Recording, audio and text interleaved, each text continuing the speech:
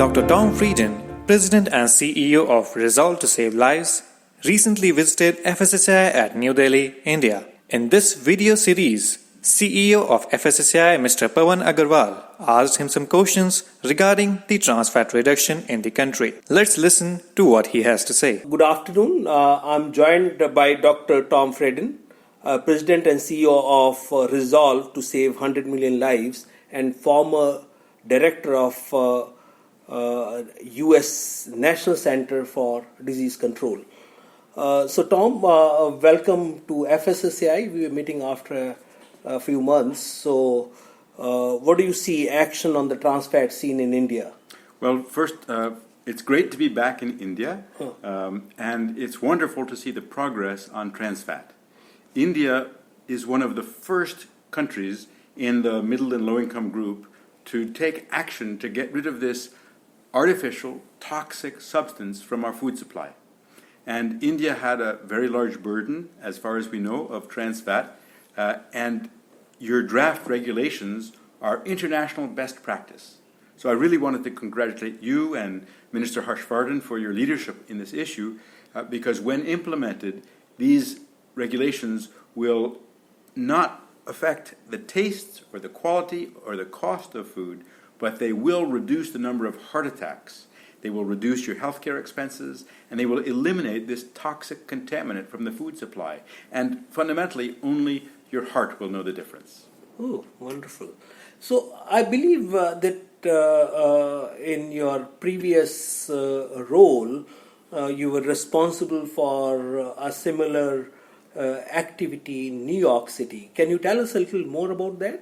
Yeah, before I became director of the United States Centers for Disease Control and Prevention, I was health commissioner for New York City.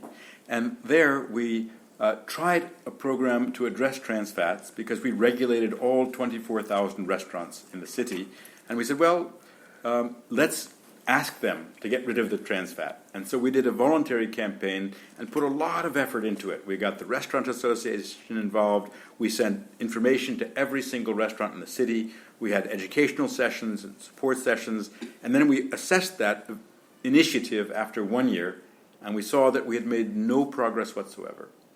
At that point, we regulated, and very rapidly, we gave restaurants between 6 and 18 months to make the transition because they need time for a transition.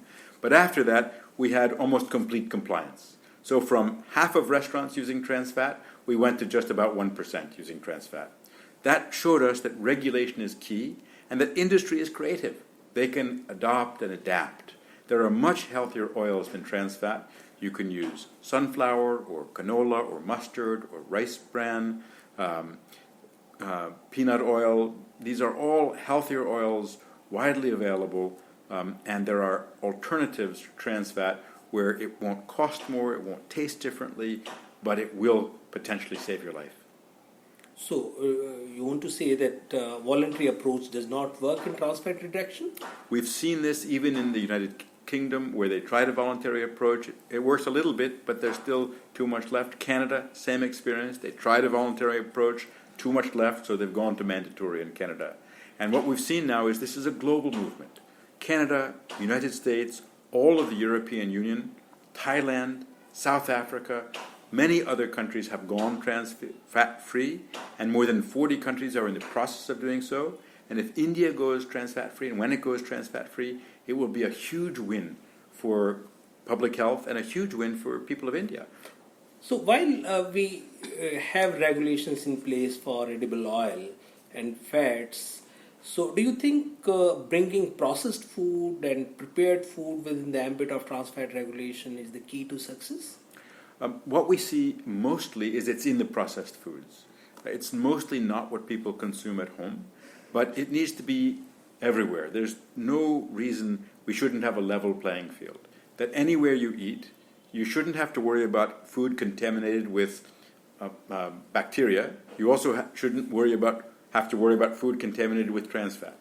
Our food should be safe and healthy, whether it's in a restaurant, in a supermarket, or what you buy to make at home.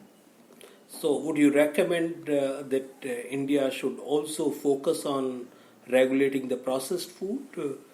So the trans fat regulation and the World Health Organization best practice recommendation is that it cover all foods, restaurant, home-cooked food. So basically, it's a product that you can get off the market. Okay. And then the key is to help consumers with other products which are made in India and are much healthier, whether it's soybean oil or mustard oil or rice bran oil or peanut oil. These are all much healthier products that will help you a lot to reduce your risk of a heart attack.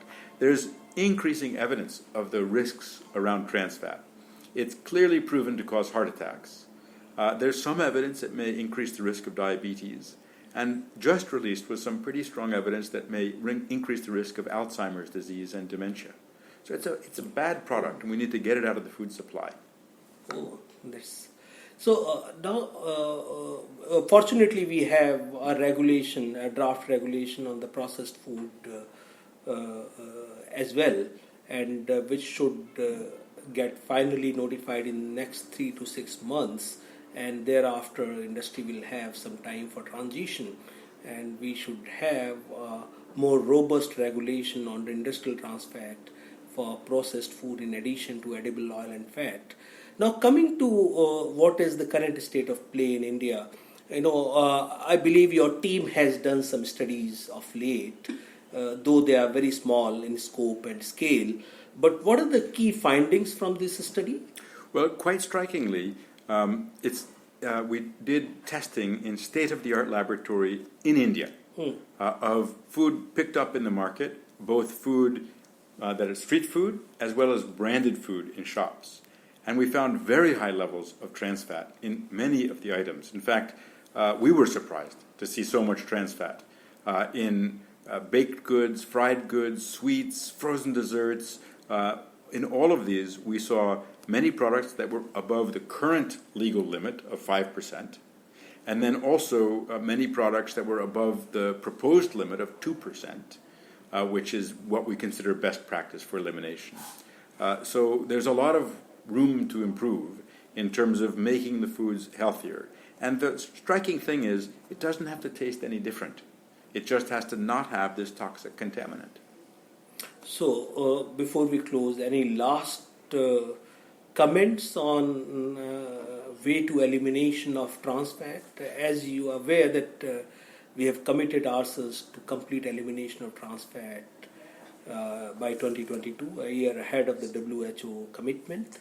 So, do you think we are on path to achieve that goal, or we'll fall behind? What is it that you would leave us behind with your thoughts?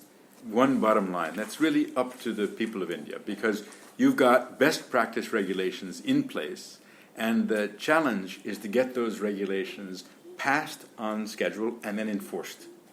So if you keep to the timeline that you've stated of 3 to 6 months after closing of these best practice draft guidelines, and then build up the enforcement capacity, you can definitely make India trans fat free well in advance of the global target of 2023.